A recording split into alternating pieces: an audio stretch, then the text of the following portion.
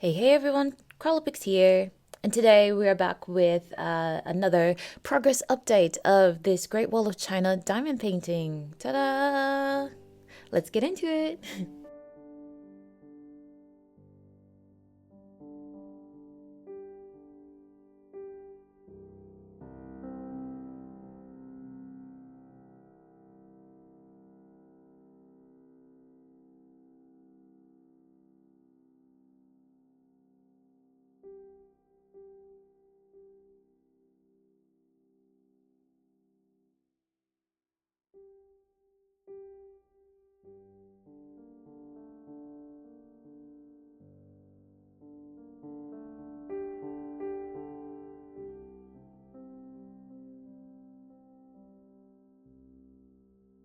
I really am so excited, everyone. We are really so close to the halfway mark here.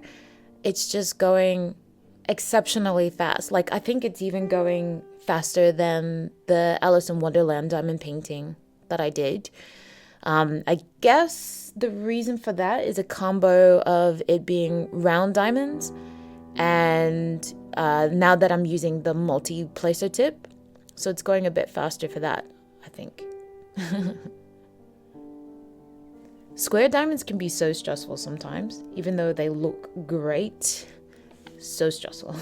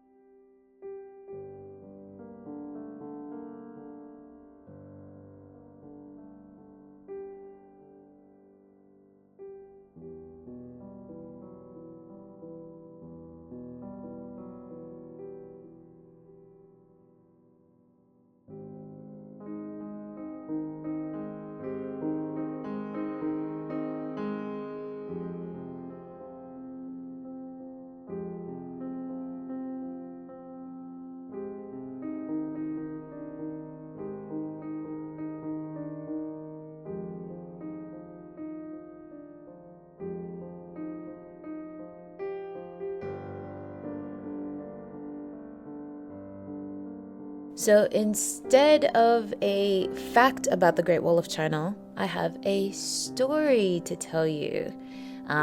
There is a bit of fact at the end, though. So this story is called Meng Jiangnu's Bitter Weeping. And it happened in the Qin Dynasty, which was when the wall was originally built. So once there was an old man, and his name was Meng. And he lived in the southern part of the country with his wife. And then one spring, he planted a seed for a gourd in his garden. And, it grew as it should.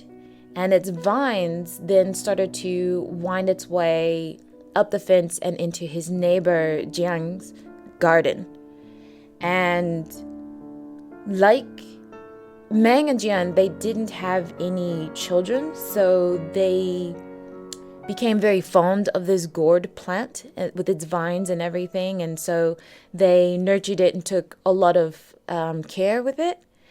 So it eventually grew to be quite big, and in the autumn, they decided to cut open the gourd and, split it between the two of them because they both took such good care of it. But when they cut it open, there was a little girl inside. And I guess, being a legend, being a story, this wasn't a weird thing. But because they both didn't have any children, they were very happy to find this little girl. So they both, Meng and Jiang, decided to raise her as their own, co-parenting, I guess.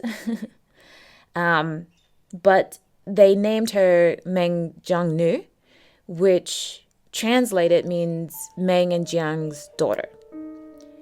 And so they raised her, and she became a lovely woman, and she was very smart and hardworking. She took care of all the housework for both families, and in the village, everyone knew her to be just a very good person, and everyone loved her. So one day she was in the yard and she saw this guy in the yard, and she called out to her parents, her family. And then this guy, he comes out, and only to find out that the first emperor of the Qin dynasty, word came around that he's ordering this great wall to be built. And he is, I guess, forcefully recruiting people to aid in that. And so this guy in the yard was trying to hide. And his name was Fan Qilang. And he was very smart, but he was trying to hide from them. He didn't want to be caught and forced to build this wall. And Meng Jiangnu's parents actually liked the guy. He was very smart and studious and stuff like that. And so they decided that he would be perfect to marry their daughter, Meng Jiangnu. So they arranged the wedding, and they had only been married for 3 days when the imperial guard, I guess, came and found him and took him away to build the wall. So poor Meng Jiangnu, she was so sad. She missed her husband, and she cried nearly every day. So she finally decided that she would go and find him. She sewed clothes for him and just went off to go look for him. She walked the whole way. She constantly fell and injured herself and stuff like that. But finally she made it to the foot of where they were building the Great Wall. And she was asking about her husband. And they told her that he had already died of exhaustion and was buried into the Great Wall. And the girl, Meng Jiangnu, she just couldn't handle it. So she collapsed on the ground and she just started wailing. She cried so hard that 400 kilometers of the wall just collapsed from her crying. Like, she cried so hard, so loud, the noise collapsed. 400 kilometers, which is about 250 miles of the wall. So the emperor happened to be in the area, of course, and he was so angry, and he was about to punish her. He was about to, she undid basically all of this work, and he was about to, punish her, end it, basically. But when he saw her, he fell in love with her. Like, she was so beautiful, and he fell in love with her. So instead of killing her, he demanded that she marry him. And Meng Jiangnu, she was angry, but she said, I will marry the emperor if he satisfies 3 conditions. The 3 conditions was to first find the body of her husband, Fan Qilang, and to have a state funeral for him. So that's pretty, that's really for high up officials. And the emperor would have to wear black at this state funeral. So the emperor grudgingly, conceded to that, and he met all 3 conditions.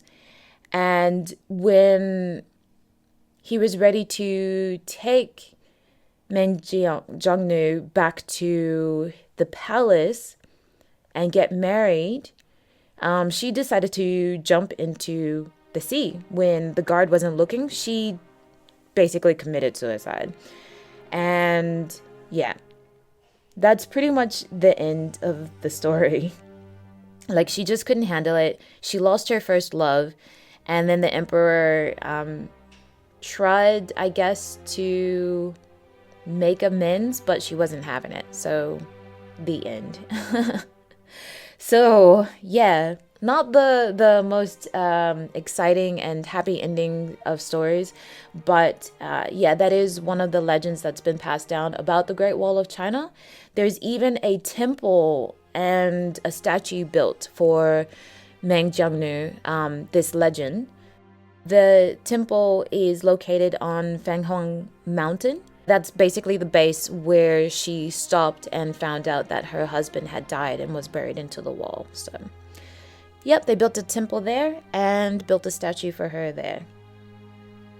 Thank you. I hope that you have enjoyed this legend. It was very interesting to hear a legend about the Great Wall of China.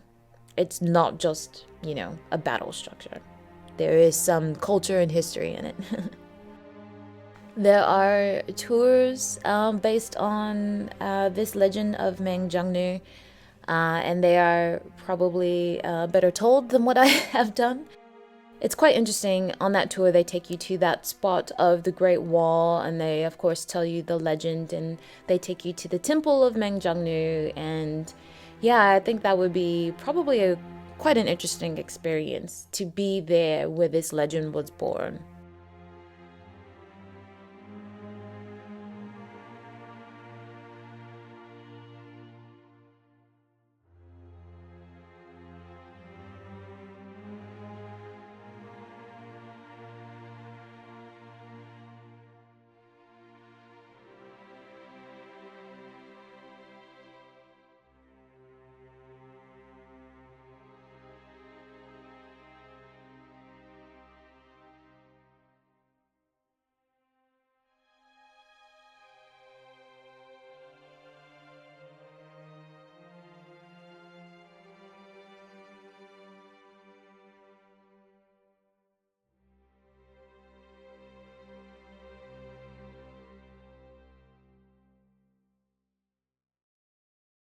Thank you all so very much for watching. Please add your thumbs up, your comments, and please subscribe. And also click on that bell so that you're notified when I come out with the next time-lapse update, and also when I come out with some new crafts. Thank you all again, and I will see you in the next video. Bye!